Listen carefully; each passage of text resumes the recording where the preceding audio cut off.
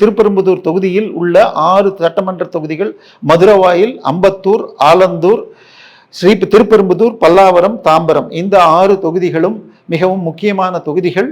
இங்கே இவை நகர்ப்புறம் என்பதால் திரு விஜயுடைய செல்வாக்கும் இருக்கும் என்று கூறப்படுகிறது. நமது கருத்து கணிப்பில் மக்கள் எப்படி கூறியுள்ளார்கள் என்பதை பார்ப்போம். முந்தைய முடிவுகள் என்ன? திருப்பெரும்புதூரில் உள்ள மதுரவாயிலும் 56ம் 2008 உருவானது. 2016 மதுரவாயிலை பொறுத்தவரை அதிமுக 8402 வாக்குகளில் வென்றுள்ளது. 2021 திமுக 31721 வாக்குகள் அதிகம் பெற்று கைப்பற்றியுள்ளது. அம்பத்தூரை பொறுத்தவரை 2016 அதிமுக 17,498 வாக்குகளில் வென்றுள்ளது. 2021 திமுக 42,146 வாக்குகள் அதிகம் பெற்று கைப்பற்றுள்ளது. ஆலந்தூரை பொறுத்தவரை 3 முறையுமே திமுக வசமே உள்ளது.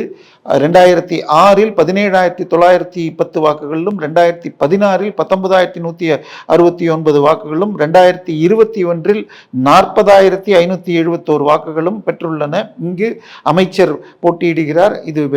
இந்த முறை என்னாகும்? அடுத்த 3 தொகுதிகளை பார்ப்போம். திருப்பெரும்புதூரில் உள்ள மீதமுள்ள தொகுதிகளில் திருப்பெரும்புதூரை பொறுத்தவரை திமுக 2006 17,794 வாக்குகளிலும், 2016 அதிமுகவிடம் 10,716 வாக்குகளிலும் இருந்தது.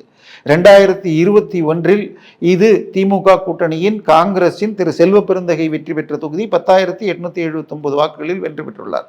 பல்லாவரத்தை பொறுத்தவரை 2016, 21 இரண்டிலுமே 22,165 மற்றும் 37,781 வாக்குகள் முன்னிலை பெற்றுள்ளது. கருணாநிதி அவர்கள் கருணாநிதி என்பவர் தற்போதைய எம்எல்ஏ. தாம்பரம் தொகுதியை பொறுத்தவரை திரு SR ராஜா அவர்கள் தொடர்ச்சியாக வென்று வருவது.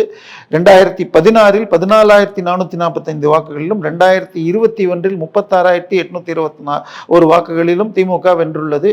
அதிகமாக திமுக வென்ற பகுதிகளில் இந்த முறை என்ன ஆகிறது பார்ப்போம். திருப்பெரும்புதூர் தொகுதியில் உள்ள 6 தொகுதிகளில் இந்த முறை என்ன ஆகும்? சென்ற முறை எல்லாமே திமுக வசம் இருந்த நிலையில் இந்த முறை மதுரவாயில், ஆலந்தூர், திருப்பெரும்புதூர் 3மே திமுக வசம் இருக்கும் என்று கணிக்கிறோம். இதிலும் கூட திருப்பெரும்புதூரை பொறுத்தவரை தற்போது காங்கிரஸ் சார்பாக திரு செல்வ பெருந்தகை இருக்கிறார்.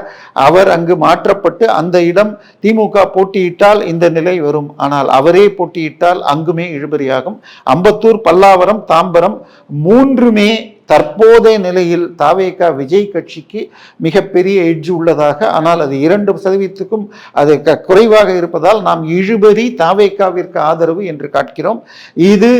இந்த முடிவு தொடருமானால் சரியான வேட்பாளர்களை தாவேகா நிறுத்தி தாவேகா இந்த 3 தொகுதிகளில் 1 2 கூட வெற்றி பெறும் நிலை உள்ளது என்பதாக தற்போது பார்க்கப்படுகிறது.